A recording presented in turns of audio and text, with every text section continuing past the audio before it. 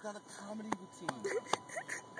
It's not a comedy. I can't do it. Dad, turn your lights on and do it.